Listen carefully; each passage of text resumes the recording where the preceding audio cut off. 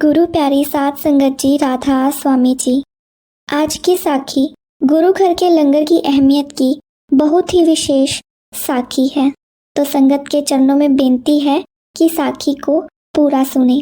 साध संगत जी, यह साखी हजूर महाराज के समय की है। जब भी हम गुरु घर जाते हैं तो वहाँ जाकर सेवा करते हैं, सत्संग सुनते हैं, उसके साथ ही हम गुरु घर का लंगर भी खाते हैं। साध संगत जी, इस साखी में आपको गुरु घर के लंगर की अहमियत का पता चलेगा। तो चलिए आज की साखी को शुरू करते हैं। यह साखी एक सत्संगी की सच्ची कहानी है। साध संगत जी, गुरु घर के लंगर में हमेशा ये कहा जाता है कि जितनी जरूरत है उतना ही खाना लें। यह गुरु घर का लंगर है, इसे व्यर्थ ना करें। यह बार बार संगत के सामने दोहराया जाता है, क्योंकि गुरु घर का लंगर सबके नसीब में नहीं होता। वो जीव बहुत भाग्यशाली होते हैं जो गुरु घर का लंगर खाते हैं।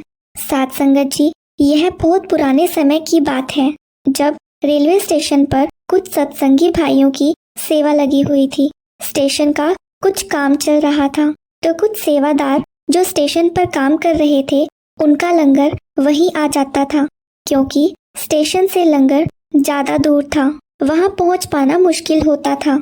ऐसे ही एक दिन संगत ने स्टेशन में एक पेड़ के नीचे बैठकर लंगर खाया। लंगर खाने के बाद रोटी के कुछ टुकड़े वहीं जमीन पर गिर गए और वे सेवादार लंगर खाकर वापस अपनी सेवा में लग गए और वहां पड़े हुए रोटी के टुकड़े पक्षी खाने लगे। कुछ सालों के बाद बाबा जी का एक सत्संग चल रहा था, तो सत्संग में बैठा एक व्यक्ति उठकर खड़ा हो गया और कहने लगा कि बाबा जी, मुझे कुछ अर्ज करनी है, अगर आप आज्ञा दें तो। बाबा जी ने कहा, रुक जाओ, सत्संग पूरा होने दो। मगर कुछ समय के बाद उस व्यक्ति से रहा नहीं गया और वो फिर खड़ा हो गया और कहने लगा, बाबा जी, मुझसे रुका नहीं जा रहा है। बाबा जी ने भी हंसते हुए कहा कि चला ले, जेड़ी बंदूक तो चलानी है, और फिर हंसने लगा। फिर व्यक्ति कहने लगा कि यह जो हमारे सामने बैठे हैं, ये कोई साधारण जीव नहीं है, ये रब हैं। मैंने खुद महसूस किया है। मैं आपको अपनी एक बात बताता हूँ। पिछले जन्म में मैं एक चील था और यहीं ब्यास के इर्द गिर्द मेरा बसेरा हुआ करता था। एक बार मैंने देखा कि एक पेड़ के नीचे कुछ रोटी के टुकड़े पड़े हुए थे, जो कि डेरा ब्यास के लंगर के थे।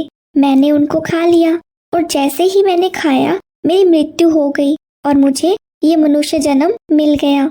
साध संगत जी, यह बात मुझे अंतर ध्यान होकर पता चली और जब मुझे मनुष्य जन्म मिला तो बाबा जी ने मुझे नाम की बख्शीश भी कर दी। तभी मुझे समझ आया कि जो मैंने डेरे का लंगर खाया है, ये सब उसी की वजह से हुआ है, क्योंकि मेरी इतनी कमाई नहीं थी कि मैं मालिक के प्यार के लायक बन सकूं। एक बार जो गुरु के घर का लंगर खा लेता है, मालिक उसका किसी न किसी तरह पार उतार कर ही देते हैं। इसलिए कहा जाता है, जरूरत अनुसार ही खाएं, ये गुरु घर का लंगर है। साध संगत जी, हमें नामदान की बख्शीश जब हो जाए तो समझो कि मालिक ने जो देना था वो हमें दे दिया। आगे हमारी मेहनत है, हमें थोड़ी सी मेहनत और करनी है। जब हम थोड़ी सी मेहनत और करेंगे तो इस जन्म मरण के चक्कर से हमें छुटकारा मिल जाएगा।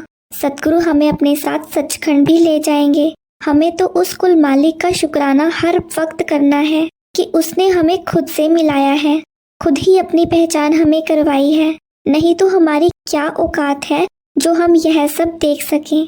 साध संगत जी, हमारे कर्म बाबा जी नामदान देते ही काट देते हैं और बाकी बचे हुए गुरु घर का लंगर खाने से भी कट जाते हैं। हमारा पिछला हिसाब किताब सब खत्म कर देते हैं और उस दिन हमें एक नया मौका देते हैं, नई शुरुआत करने का, मालिक की भजन बंदगी करने का।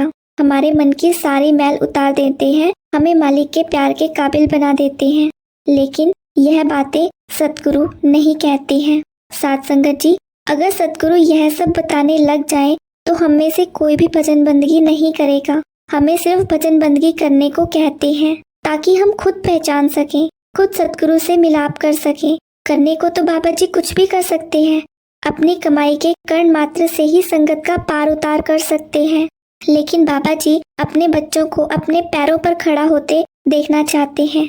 इसलिए सतगुरु हमें बार बार समझाते हैं कि मनुष्य जन्म बहुत ही महत्वपूर्ण है।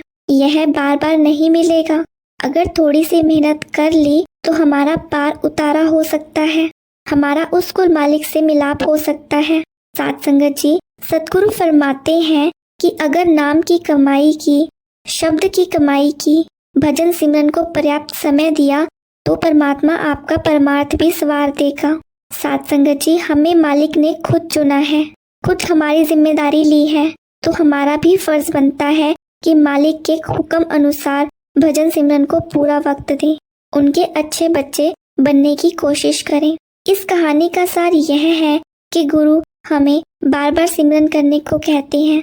जब हम गुरु की शरण में जाते हैं तो हम ये सोचते हैं कि हम खुद गुरु की शरण में आए हैं। साथ संगत जी, गुरु ने हमें चुना है, ना कि हमने गुरु को। हमारे में इतनी ताकत नहीं है कि हम गुरु की शरण ले सकें। मालिक खुद हमें चुनता है, हमारी जिम्मेदारी लेता है और फिर सचखंड भी लेकर जाता है। हमें बस थोड़ी सी मेहनत करने की ज़रूरत होती है। साथ संगत जी, उम्मीद करती हूँ आपको ये साखी पसंद आई होगी।